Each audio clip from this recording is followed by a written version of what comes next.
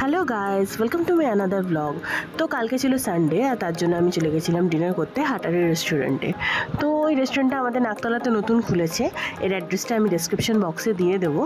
এর অ্যাম্বিয়েন্সটা মোটামুটি ঠিকঠাক, ছোটো টাইপ, মানে বেশি খুব একটা বড় না। ওপরে আরও হচ্ছিল, মানে বিল্ডিং হচ্ছিল। আমি যখন বেরোই তখন দেখতে পাই।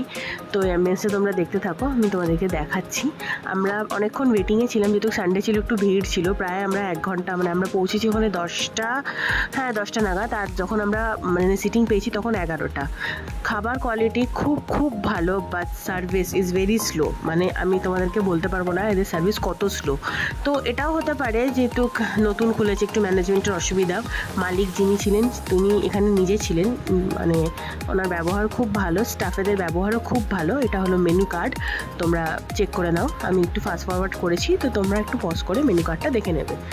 তো মেনু অনেক ছিল, বাট আমরা বেসিক্যালি চাইনিজ খেতে ইন্টারেস্টেড ছিলাম না, কেন কি চাইনিজ আর খেতে ভালো লাগছিল না। তো আমরা মুগলাই ডিশ ট্রাই করবো বলেই ভেবেছিলাম, বাট আমরা সেরকম কিছু একটা পাইনি। যেরকম বিরিয়ানি খাওয়ার ইচ্ছা ছিল, কিন্তু বিরিয়ানি পাইনি।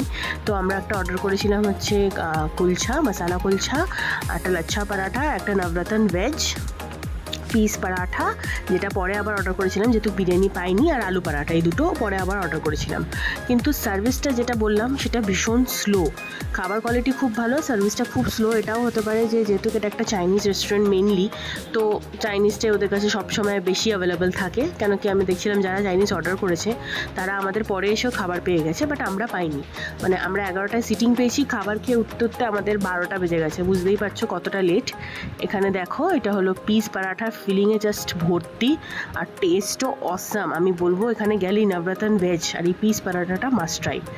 আজকের জন্য এইটুকুন। Thanks for watching, by.